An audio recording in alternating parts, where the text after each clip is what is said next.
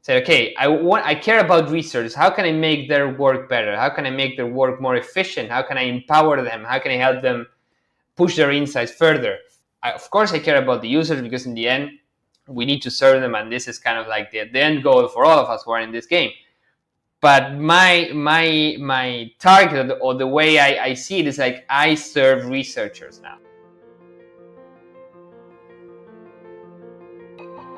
Hi, I'm Mike Green, and welcome to Understanding Users, the podcast where I chat candidly with UX design and research professionals from around the world to hear about how they build digital products and services in a user-centered way. My name is Julian Della Mattia, and I'm a researcher specialized in ResearchOps.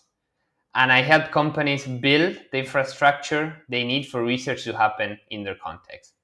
So I've been working with companies that had maybe one researcher, 2, 3, 5, 10, or maybe no researcher at all. And I help them set everything they need to make their work actually successful. So I have a past as a researcher, and I still do research. It's not that's why I introduce or I consider myself a researcher. I've been working in UX research for 7 years, a little bit more now. I don't count that precisely. I've been working in companies like Rover.com, Glovo, Kiwi.com. I've been working in Spain, where I'm based right now. I've been also working in Germany, living and working in Germany for more than 4 years. But I'm originally Argentinian. So I've been traveling and living around in different places, and now I'm based in Barcelona. And I decided to specialize particularly in ResearchOps around 2.5 years ago, after being the first researcher, or one of the first researchers in the team, or actually working with companies as a freelancer where they didn't have any researcher or any research practice whatsoever. So I kind of picked up the skills for building everything from scratch and setting stuff up. So at some point I kind of got a knack for these kind of things, and I said, okay, this is now we have the name Research Operations or ResearchOps. This is what I want to do. I consider myself a builder. So at some point in my career, I did the switch from the finder, the researcher, to the builder, which is this new side. And I'm enjoying the ride. Yeah, no, absolutely. No, I like that. From the finder to the builder. If you were to give me, Julian, the elevator pitch for ResearchOps, ReOps, what is it in a sentence, and why is it important? The elevator pitch in one sentence would be the infrastructure needed for research to happen or to be taken to the next level. That's in one sentence. But we could also use an analogy, and I always try to use these kind of things to kind of paint the picture. Even if I might not paint the full picture, I think it can be pretty clarifying. So consider or think of researchers as a rock band. They compose songs, they do concerts, they do albums. And ResearchOps would be kind of the roadies or the managers. So when the band has to play a concert, these people, roadie / manager, could be both. I mean, I know they're different roles in real life, but just for the sake of the analogy, let's put them together.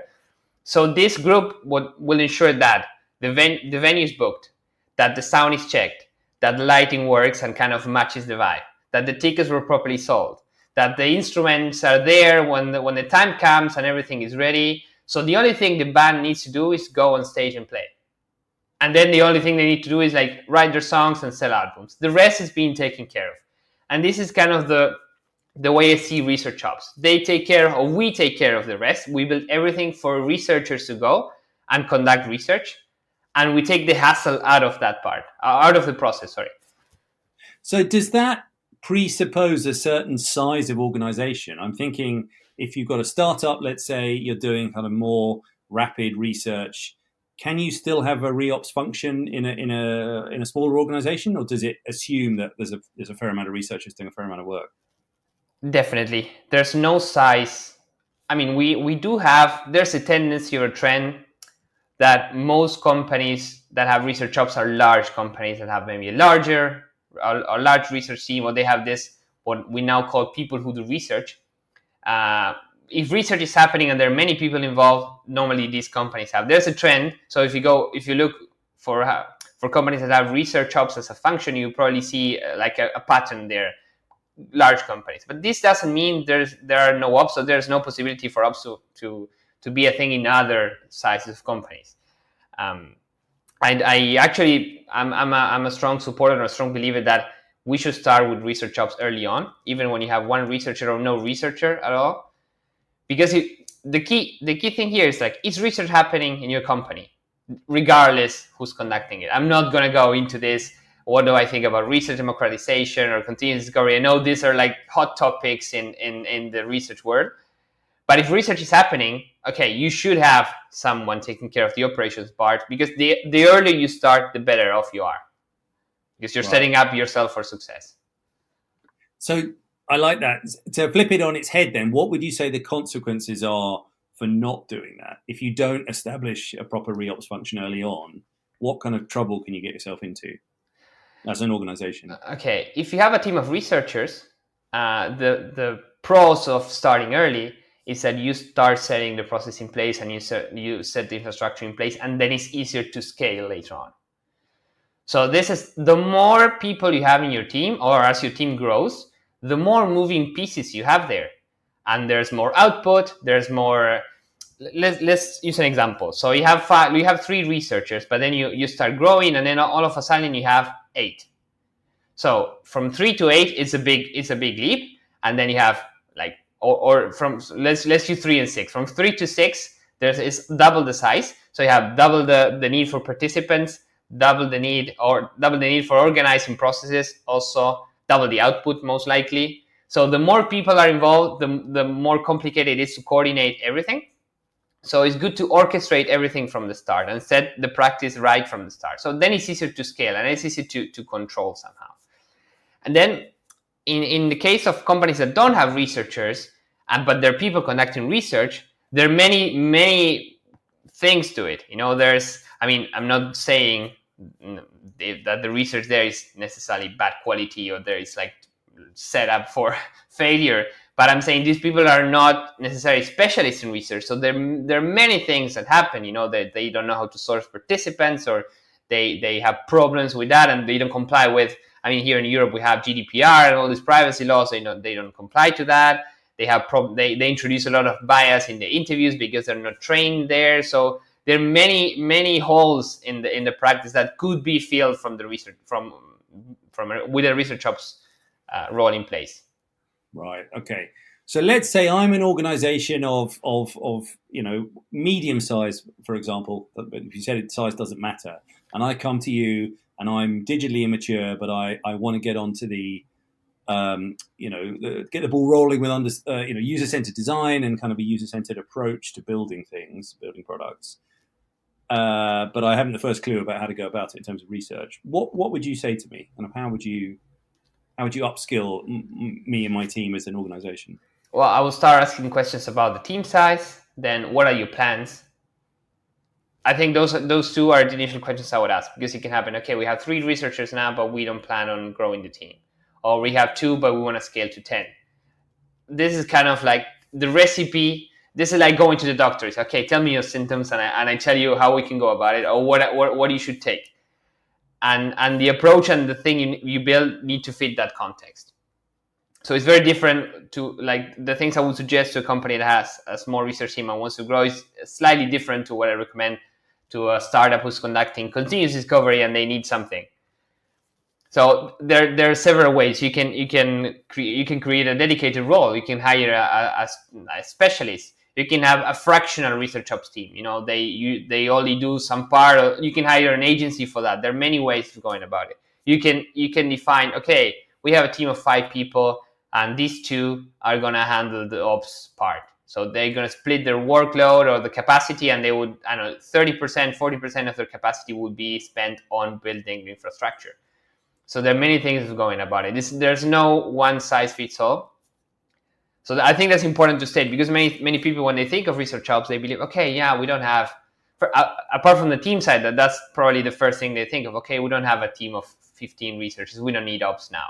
That's one thing. But then the other part is like, we don't have the budget, or we cannot increase the headcount to include a specialist. Well, that doesn't mean you can work on ResearchOps. There are many things of going about it. Right. Yeah, absolutely. So In terms of kind of once you've got a research ops discipline kind of established, how can they best work with and support digital teams, delivery teams who might be kind of working on a particular piece? They might be in, let's say, a discovery phase, they might be an alpha phase. How should the two kind of things mesh together? Well, this goes back to the structure of that you have in place, if you have researchers or not, and how you plan on seeing that. But let's imagine we have a group of researchers. Let's say you have 3, 4 researchers in the team. So first of all, you need to understand the context, and first of all, the product, the industry, because that is different to the work B2C that work B2B, and then the context and how does research happen in the company. I mean, the first thing you need to do is an evaluation, because then you'll pick what you need to focus on. Some companies have really like holes with participant management, some others with knowledge management, some others have problems with processes, and or some others have the thing of research democratization, and this is like all over the place. So understanding the context is the first thing you need to do, and then you start picking the parts. There are 8 pillars. We don't need to go over them now, but there are different things ResearchOps can tackle. So by assessing the situation, you can then choose what to start with.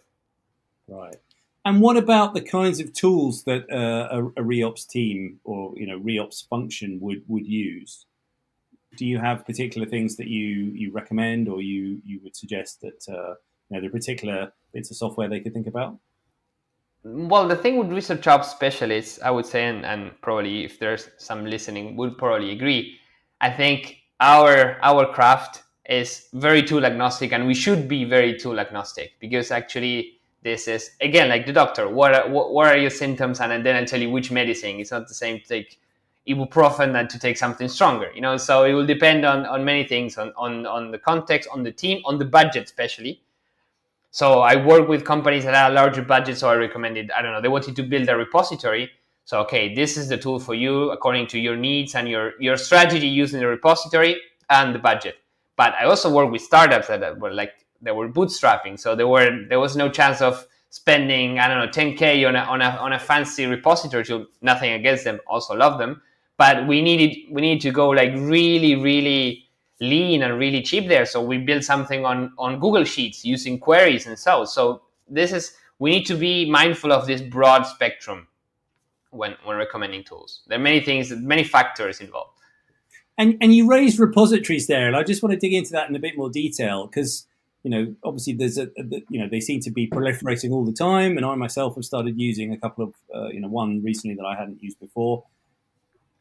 Just from a broader research perspective, not just ResearchOps, but what's your view on how useful they are or not, kind of what benefits they can bring to research teams? They can bring a lot of benefits, but we need to be mindful of the strategy first.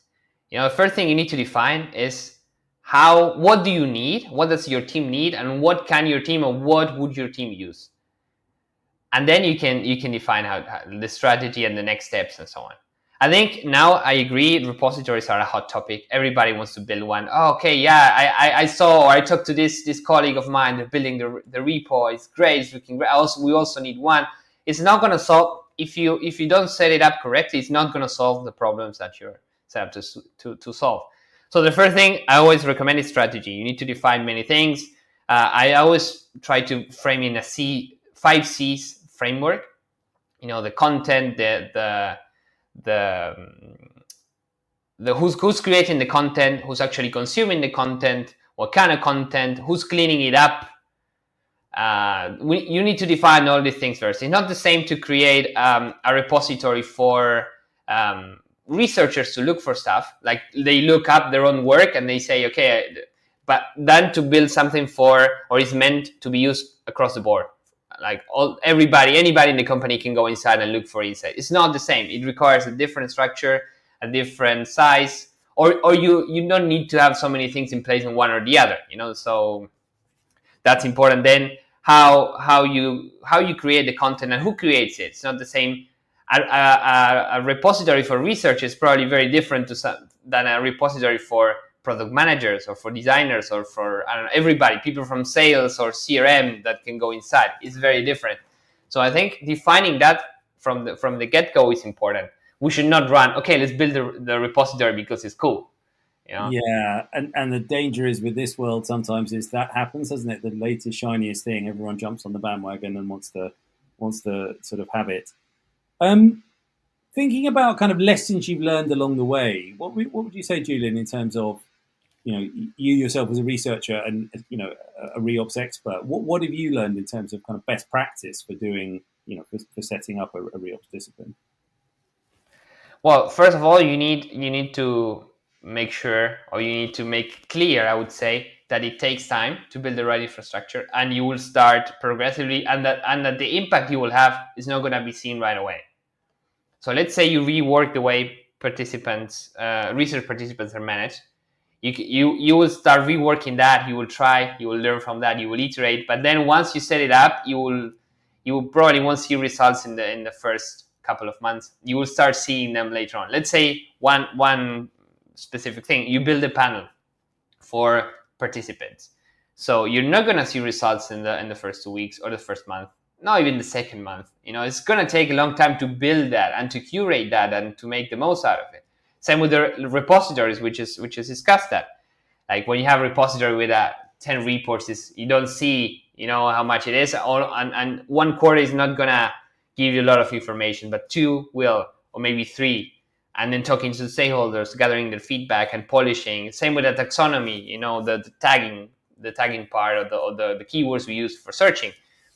I always recommend starting small and then iterating and learning. So the first thing that I learned, because you're always very excited. Okay, yeah, let's build this, let's build that, let's just change everything. It takes time to see results, and that's what I learned. It's tough. It can be. You can get a lot of pressure from. Okay, so how are we faring now? Are we better than before?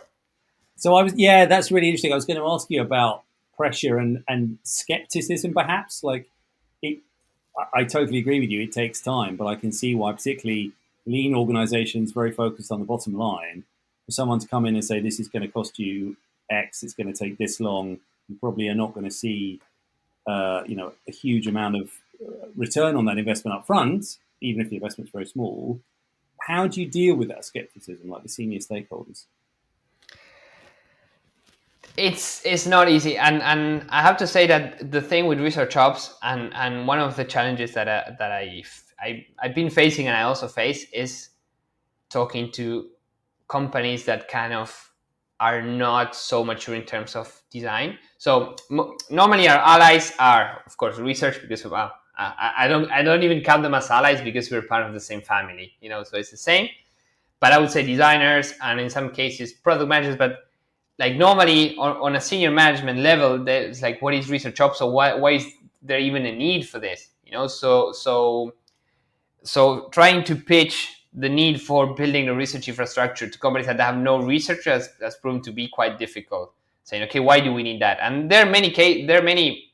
You can make a strong case by saying, okay, this is how much money you save, how much time you save, how many problems you avoid with privacy laws and so on. So that's tough. It's tough to measure also because there are some things that are easier to show than others, but the impact can be in the long run. You can show it. It's Absolutely a matter of time.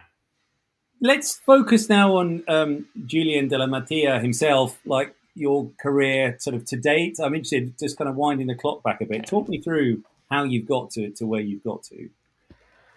Okay, if you really want to go back at the start, I have a background in international business, actually, and this is not on my LinkedIn. So if you go and check me online, this is not there. But I worked a couple of years in international trade, doing imports and exports and all that. This was my life before tech. It feels like really back in time.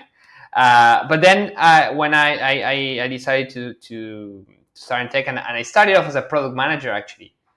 So I had around 2 years doing product management. I have to admit I was not that good at it. I in the end, product manager has different sides to it, and I was really focused in this customer discovery of product market fit, and trying to understand users, understand customers. No wonders how I ended up in UX research later on. But at that time, I didn't know UX even existed or it was a thing. So I'm talking about like almost 10 years ago. So at some point, I said, okay, I think I like this customer discovery part, talking to you. Okay, let's try to learn how to get better at this.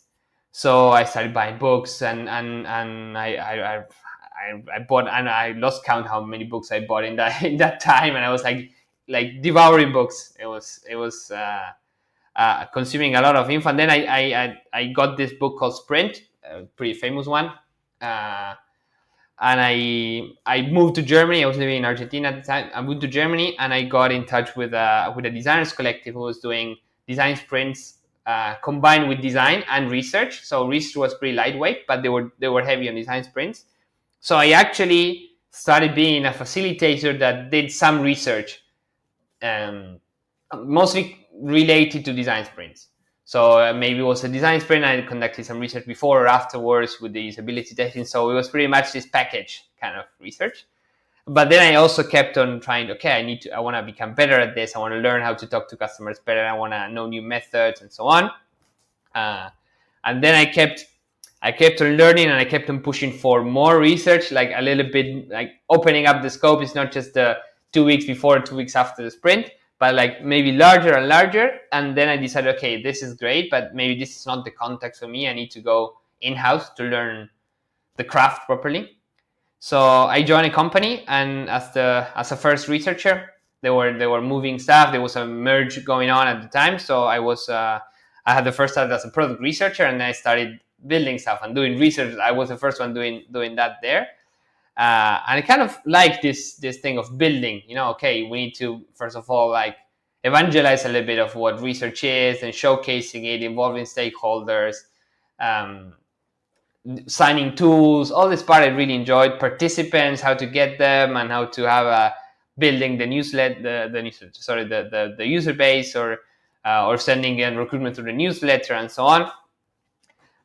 So then afterwards, it was one company after the other doing this. I had like kind of quite like some companies in a row where I was the first one, and then I started freelancing, and I also was the first one, or one of the first one assisting the team. So I kind of got involved into the infrastructure talks like early on. And 2 years ago, I decided to create my own agency called the 180, and I started again with facilitation and this. But now we pretty much switched to ResearchOps support and consultancy and building stuff. I'm also coaching students who want to learn, researchers who want to learn ResearchOps. So I'm doing all that here. And I'm also the research lead at a company called Kiwi.com. So I still have my researcher heart there, but that's a different track. Yeah. You're a busy guy by the sound of it.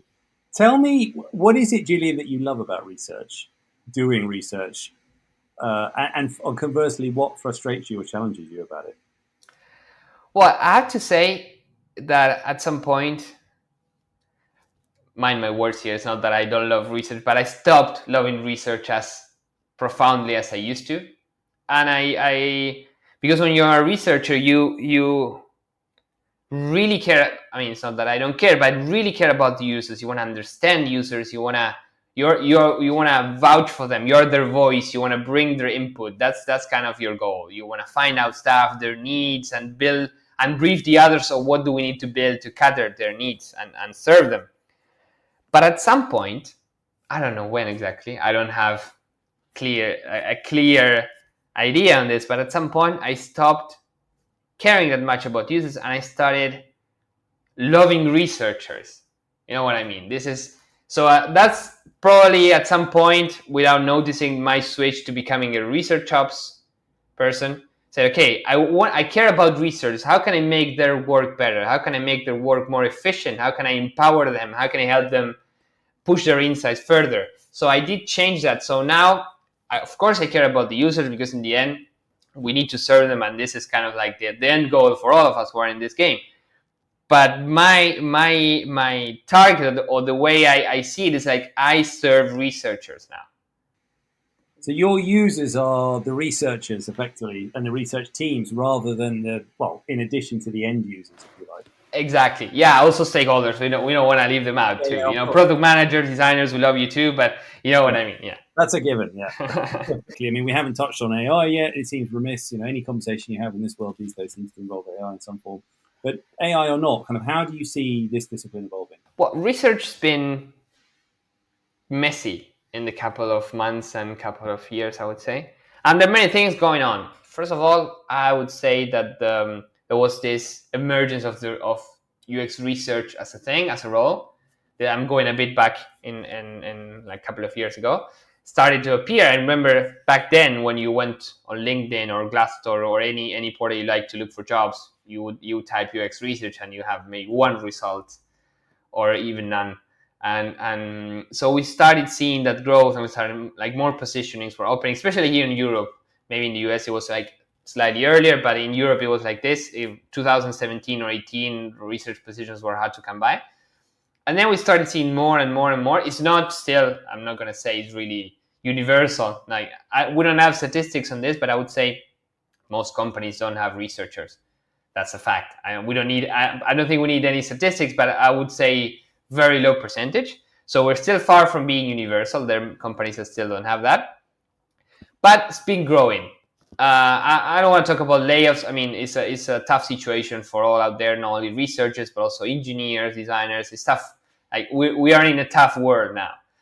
So layoffs aside, I think we can say that nowadays we are in a better position that we were, or a more known position that we were 5-10 years ago.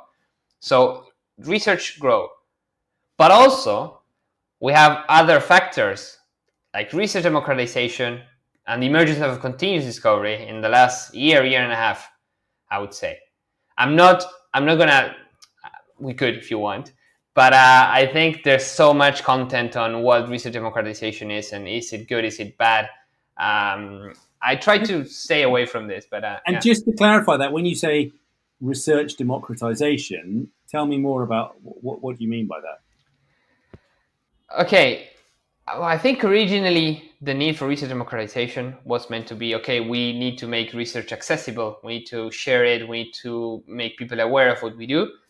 But then the conversation kind of turned, and now it became a way of saying, okay, let's empower people who are not researchers to conduct research. There are many flavors to this. You have people say anybody can conduct research. Yeah, feel free. There are others who are like, no, researchers are the only ones who are meant to be doing this. And then you have this in betweens of like, yeah, let's keep like strict control over this. But without saying if it's good or bad, I'm more on the negative side. I mean, I think we need to keep like very strict control of this because it can get really out of hand. This is a symptom of something else, of research teams failing to showcase or maybe make a strong case for them or to increase the headcount, because this comes as a need of, I have too many requests, I need more people, I don't get approval for headcount, I need to, what do we do with this research, with these requests? So we share them with someone else. That's kind of the symptom, the underlying symptom, I would say. And it devalues the discipline, doesn't it? You wouldn't, if you're short of developers, you don't go and pull someone off the street and go, here you go, can you sit down and just do some coding for me?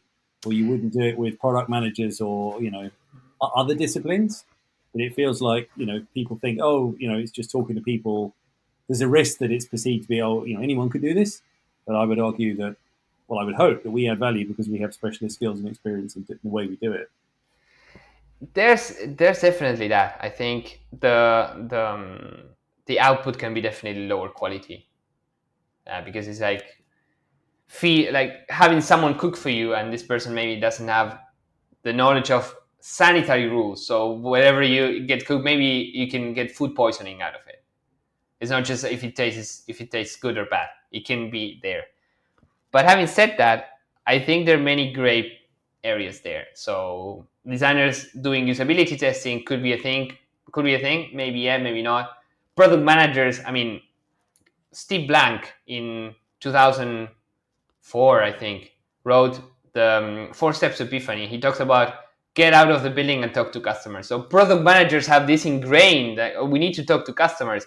So I also don't like this position of some researchers take of like, no, we should be the only ones talking to customers. You, product manager, go to Jira and stop bothering me.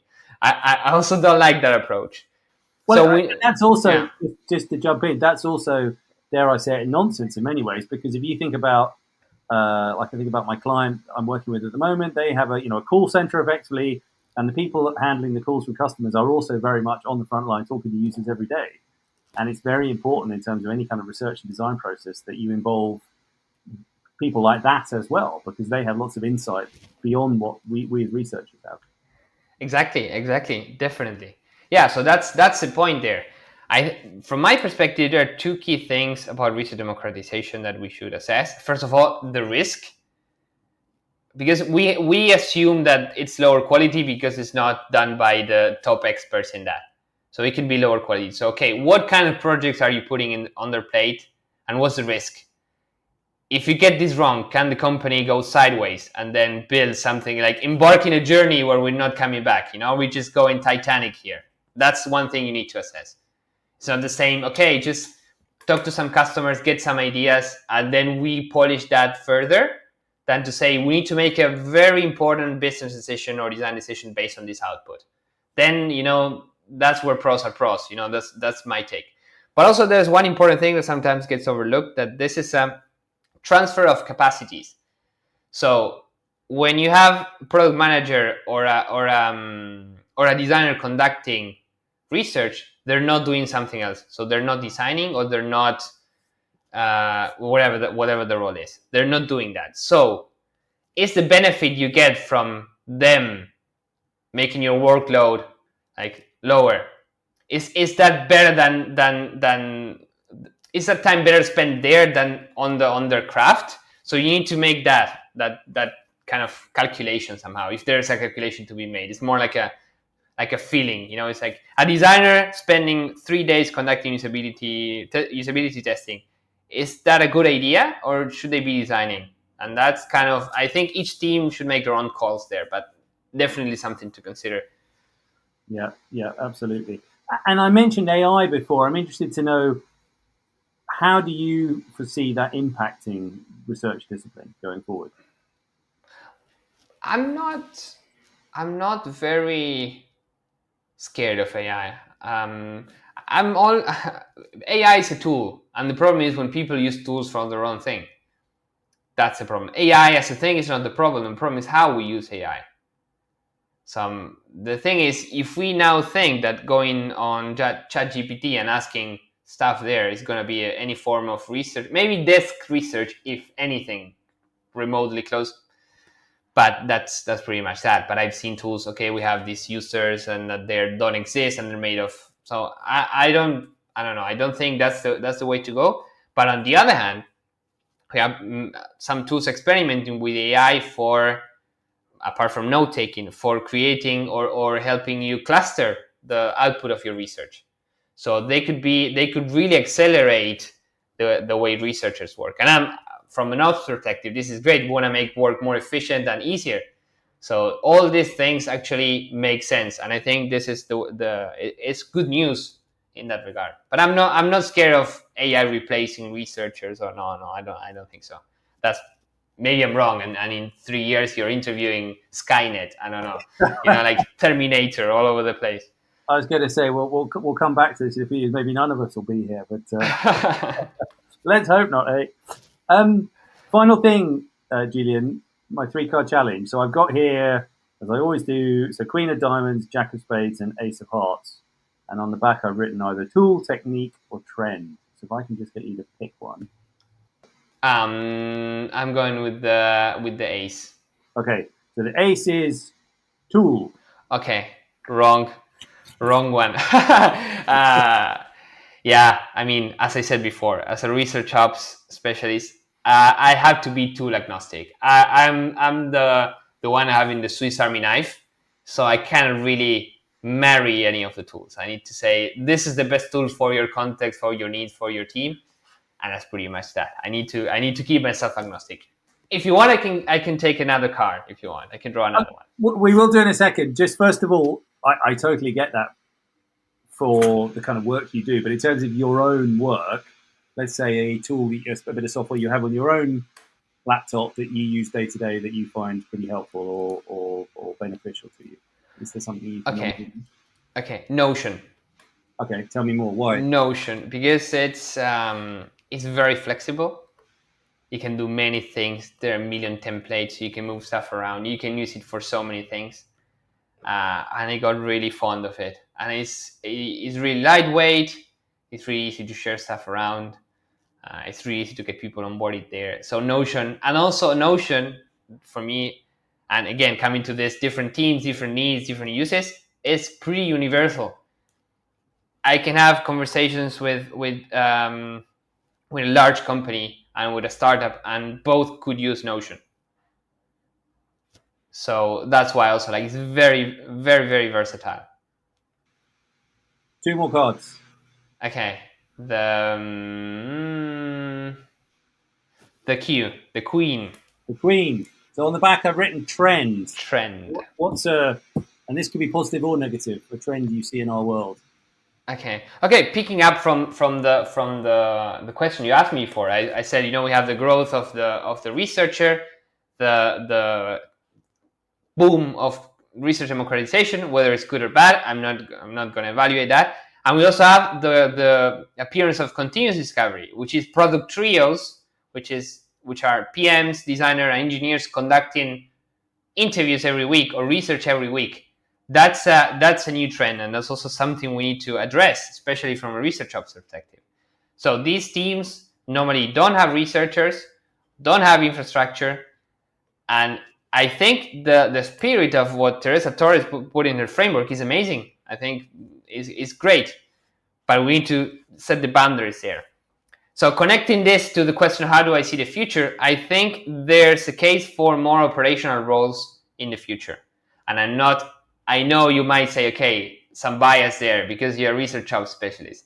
But I do see more of us popping up or more researchers deciding to go towards operation. I would say some people will choose more strategic research, but some others will choose operations and say, okay, how can we get involved in these processes? How can we chip in? And combine research and ops, not fully ops necessarily, but combine that and have this whole team conducting research led by researchers with the proper infrastructure in place. That's how I see things going. And out of interest, have you come across many, whether in the conference circuit or just generally online, other ReOps specialists, other organizations, like your own, sort of extolling the virtues and coaching in ReOps? Is it a growing thing around the world, would you say? I think ResearchOps in general is still shaping and is growing, and there's more stuff online, more people are joining. So yeah, we're not a lot.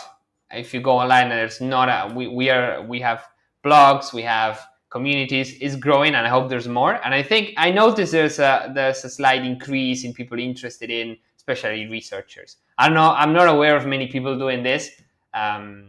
Especially coaching or trying to create ResearchOps where there was nothing before.